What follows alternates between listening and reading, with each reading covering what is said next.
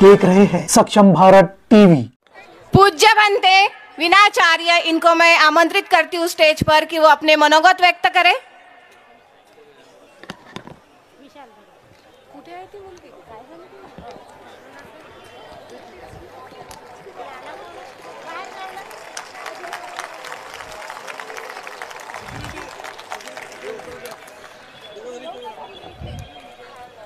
महाकारुणिक सम्यक संबुद्ध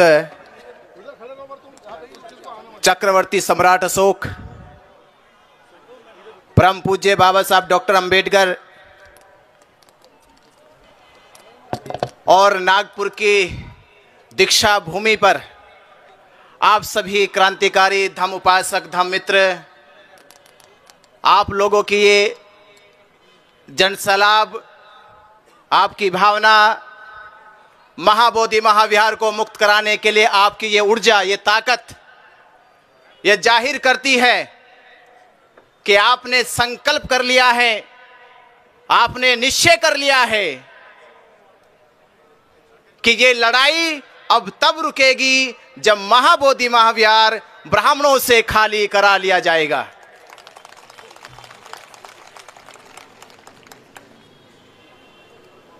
मैं बाबा साहब डॉक्टर अंबेडकर जी के उस पावन धरती पे आज खड़ा हूं, जिस धरती का इतिहास महाबोधि महाविहार से जुड़ा हुआ है। महाबोधि महाविहार वो पावन धरती है जिस धरती पे सिद्धार्थ गौतम संबोधि को प्राप्त करते हैं, धम्म की उपलब्धि प्राप्त करते हैं, संसार को धम्म का उदय, कल्याण मैत्री धम्म मिलता है। और परम पूज्य बाबा साहब डॉक्टर अंबेडकर, ये नागपुर की वो पावन धरती जिस धरती पे खड़े होकर बाबा साहब डॉक्टर अंबेडकर 14 अक्टूबर 1956 में ये कहते हैं कि जो धम्म तथागत बुद्ध ने बोध गया में प्राप्त किया था, मैं आज इस धरती पे उस धम्म की शरण में जा रहा हूं। ये वो धरती है और ये संबंध है बोध गया और दीक्षा भूमि नागपुर का। बाबा साहब डॉक्टर अंबेडकर ने क्यों धम्म की दीक्षा ली, इसके लिए एक लाइन समझिएगा कि लूटी संस्कृति हमारी दासहीन बनाया था। ये संस्कृति का आंदोलन, ये विरासत को बचाने का आंदोलन, ये बहुजनों की अस्मिता को वापस लाने का आंदोलन, कि लूटी संस्कृति हमारी दासहीन बनाया था, बहू बेटी और बच्चों को घर के बाहर जलाया था, आंखों से टपके आंसू कोई फरियाद सुन ना पाया था, और होता रहा शोषण हमारा, होता रहा शोषण हमारा। इस धरती पे कोई अल्लाह ईश्वर देवी देवता भगवान ना आया था, कोई नहीं आया था। इस समाज पे जब शोषण हो रहा था, जब इसकी अस्मिता को लूटा जा रहा था, जब इसकी विरासत पे कब्जा किया जा रहा था, तब कोई नहीं आया। कौन आया? किसने जन्म लिया? कि लिया जन्म भीम ने जगत में पढ़ लिख कर अनूठा ज्ञान पाया था। लिया जन्म भीम ने पढ़ लिख कर अनूठा ज्ञान पाया था और तोड़ मनवादी जंजीरों को इस देश के शोषित पीड़ित समाज को आजाद कराया था। क्यों आजाद कराया था? इसलिए आजाद कराया था कि आप जब आजाद हो जाओगे, मुक्त हो जाओगे, जब आप ये जान जाओगे कि अब मेरा गौरव, मेरा स्वाभिमान जग गया है, तो अपने स्वाभिमान जगे हुए जीवन में अपनी खोई हुई विरासत को वापस लाने के लिए, ये खोई हुई विरासत लाने के लिए, ये समाज का अगर अस्तित्व जिंदा रहेगा, इस देश में देश की पहचान अगर जिंदा रहेगी, ये मैं आपसे पूछ रहा हूं, अगर आपकी शिक्षा, आपके संस्कार, आपकी संस्कृति, आपकी सभ्यता अगर आप नहीं बचा सके, अगर आप नहीं बचा सके तो आपके जीवन का अस्तित्व समझ लो मर चुका। अगर आप अपनी अस्मिता को नहीं बचा सके, अपनी शिक्षा को नहीं बचा सके, अपनी धरोहर को नहीं बचा सके, तो हमारे जीवन का अस्तित्व मर चुका है। इससे बड़ा हमारे जीवन में क्या आंदोलन होगा, क्या मकसद होगा, क्या उद्देश्य होगा कि आप उस पावन पवित्र धरती को, जिस धरती पे बुद्ध ने संबोधि को प्राप्त किया और पूरे संसार को दुख मुक्त करके निर्वाण के मार्ग पे ले चले, आज वो पावन धरती महाबोधि महाविहार ये जगे हुए समाज से गुहार लगा रही है कि मेरी अस्मिता को बचा लो, मेरी अस्मिता को बचा लो। 135 साल से लगातार वो पंडित पुरोहित महाबोधि महाविहार की गरिमा को, महाबोधि महाविहार के सम्मान को ये वर्षों से कलंकित करने का काम कर रहे, अतिक्रमण करने का काम कर रहे, और हम हाथ पे हाथ रखे देखे जा रहे। ये कब तक चलेगा, कब तक हम देखेंगे? अरे आप याद करो, जब सिद्धार्थ गौतम कपिलवस्तु से निकले कि मैं एक ऐसे ज्ञान की खोज में निकल रहा हूं कि जब वो ज्ञान मुझे प्राप्त हो जाएगा संसार के सदा सदा के दुख समाप्त हो जाएंगे। और जब सिद्धार्थ गौतम बुद्ध बने और 7 वर्षों के बाद कपिलवस्तु पहुंचे, तो कपिलवस्तु के लोगों ने सर झुकाकर पुष्पों की बौछार करी, पुष्प बिछाए गए और ये कहा गया कपिलवस्तु के सभी लोगों से कि आज सिद्धार्थ नहीं आ रहा है, आज सिद्धार्थ के बदले बुद्ध चले आ रहे हैं, क्योंकि जिस मकसद से गए थे वो मकसद पूरा हो गया है। तथागत बुद्ध ने यह रहस्य जान लिया है कि संसार में दुख है, दुख का कारण है, दुख कारण का निवारण है, और उस निवारण का ये मार्ग है। ये मार्ग को जानकर आए हैं, ये मार्ग हमारे जीवन के निर्वाण का मार्ग है। तो आप जब लोग जाओगे, महाबोधि महाविहार बचाओगे, तो आने वाली पीढ़ी, आने वाले आपके नस्ल के लोग कहेंगे ये वही लोग हैं, ये वही लोग हैं जो 12 फरवरी में 2025 में महाबोधि महाविहार को बचाने के लिए जो आंदोलन चलाया गया था, जो आंदोलन 135 साल से दुनिया का सबसे बड़ा आंदोलन, उस आंदोलन में इन सब लोगों की सहभागिता थी। ये वो हमारे वीर महापुरुष हैं जिन्होंने महाबोधि महाविहार को बचाया है। वो फक्र करेंगे, वो अपने ऊपर ये गौरव करेंगे कि आप उनके पूर्वज हैं, आप उनके महापुरुष हैं। तो ये लड़ाई जीतने के लिए कैसे जीती जाएगी? हमसे किसी ने कहा कि आप तो बौद्ध भिक्षु हैं, आप तो घरे त्याग करके सन्यासी बने, भिक्षु बने, तो आप ये मांग क्यों कर रहे हो? क्यों महाबोधि महाविहार मांग रहे हो? मैंने क्या, किस मूर्ख ने कहा तुमसे? ये किस मूर्ख ने कहा कि हम महाबोधि महाविहार मांग रहे? महाबोधि महाविहार मांगा नहीं जा रहा, बल्कि बचाया जा रहा है। ये मांगने की लड़ाई नहीं है, ये बचाने की लड़ाई है। किससे बचाने की लड़ाई है? ये बचाने की लड़ाई है कि महाबोधि महाविहार वो पावन पवित्र, वो ज्ञान का प्रतीक, शांति का प्रतीक, मैत्री का प्रतीक है, और उस प्रतीक को ये पंडित पुरोहित पिंडदान करके, श्राद्ध करके, पिंडा परा के उसकी गरिमा को भंग करने का काम कर रहे। हम इन पाखंडों से बचाना चाहते महाबोधि विहार को। हम महाबोधि महाविहार को, जो पूरी दुनिया इस श्रद्धा से दान देती है कि महाबोधि महाविहार में गया दान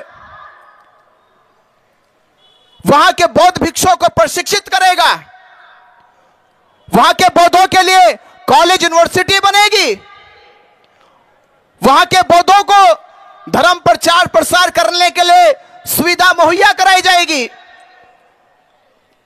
पर आपके इस धर्म प्रचार प्रसार के रथ को रोकने के लिए इन्होंने 1949 में महाबोधि महाविहार के ऊपर यह एक्ट बनाया, जबकि भारत में ना तो मस्जिद पे एक्ट बनाया गया, ना मंदिर पे एक्ट बनाया गया, ना गुरुद्वारे पे एक्ट बनाया गया, ना चर्चों पे एक्ट बनाया गया। ये महाबोधि महाविहार पे एक्ट इसलिए बना दिया गया क्योंकि बाबा साहब डॉक्टर अंबेडकर ने 1935 में कहा था, मैं हिंदू धर्म में पैदा हुआ, ये मेरे वश की बात नहीं थी, पर मैं इसमें मरूंगा नहीं। ये लोगों को खतरा लगने लगा, ये तो जन सैलाब आने वाला है, सुनामी आने वाली है। धीरे धीरे इन्होंने एजेंसी लगाई अपनी खुफिया कि पता करो ये बाबा साहब अंबेडकर हिंदू धर्म छोड़ रहे हैं, हिंदू धर्म को त्याग रहे हैं, तो ये कहां जाएंगे, किधर जाएंगे? तो किसी ने कहा कि बाबा साहब डॉक्टर अंबेडकर जी का लगाओ बुद्ध के धर्म की ओर है, बुद्ध के धर्म की ओर है। इन्होंने पहले शिकंजा कस लिया, फिर इन्होंने शिकंजा कस लिया कि बुद्ध के धर्म का केंद्र क्या है?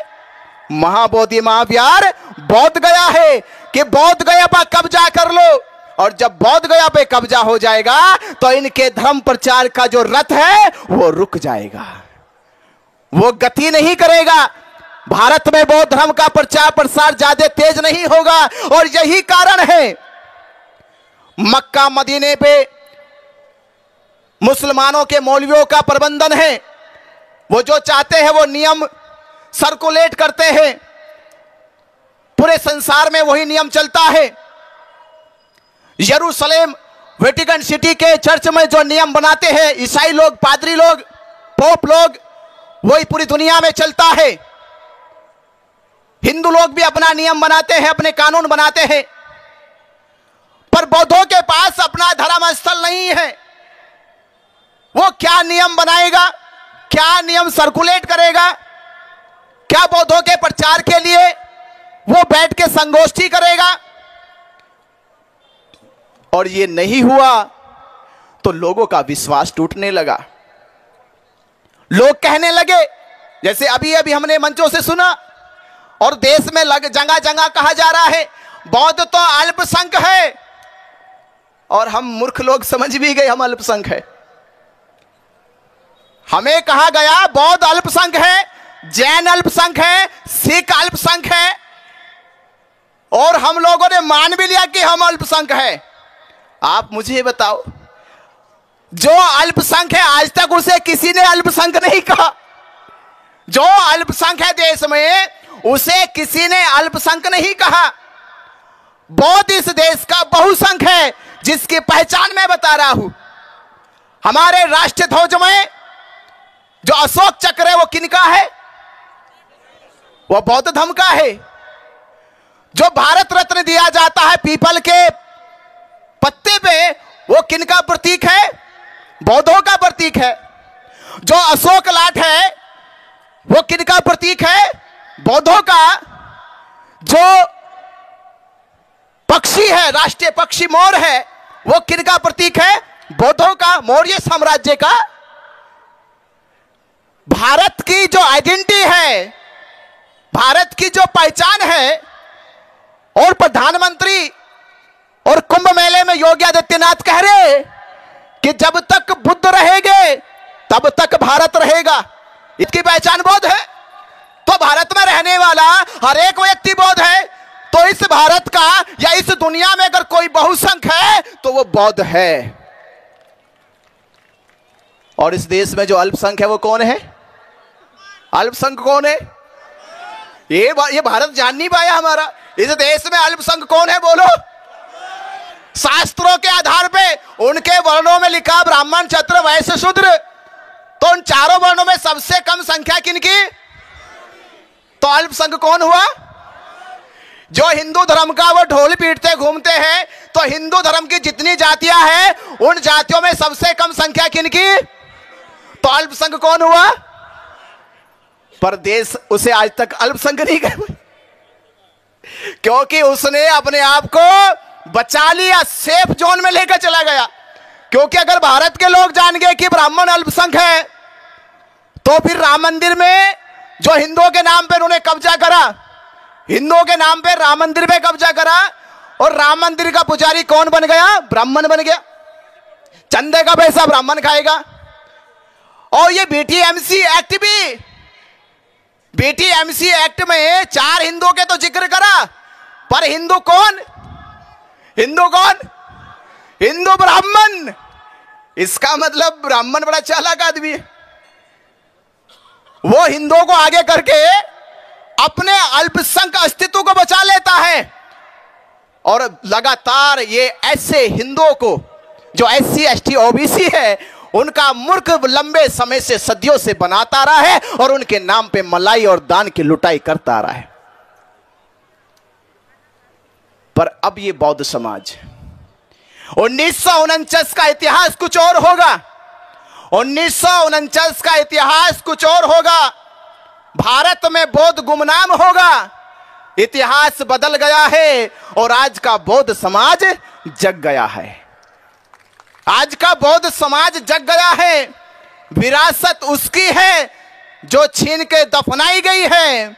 अब ये बौद्ध समाज उस दफनाई गई विरासत को हाथों से नहीं, बातों से नहीं, ये सीने से भी छीन कर आपके ले लेगा। ये आपके सीने से भी, आपके सामने से लेकर आएगा।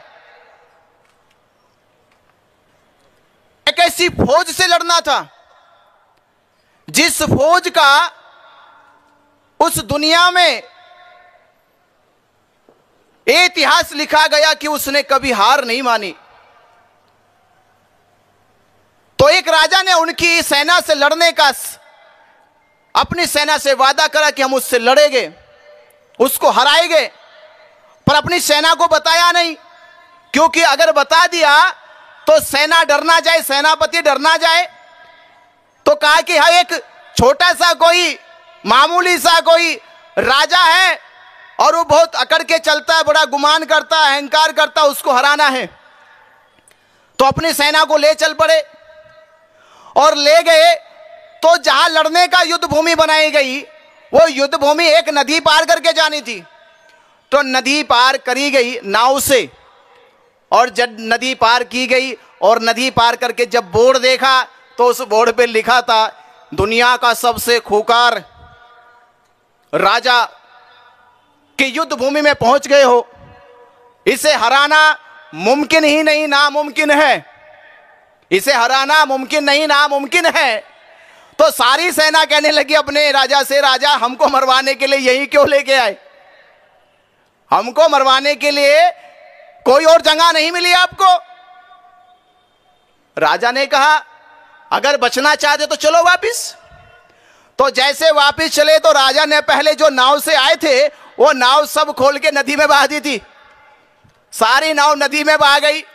नदी में पानी गहरा था, और गहरे पानी के साथ साथ बड़े बड़े मगरमच्छ भी थे। तो राजा ने कहा, देखो, मरना दोनों जगह है, लड़के मर लो या भाग के मरो। या तो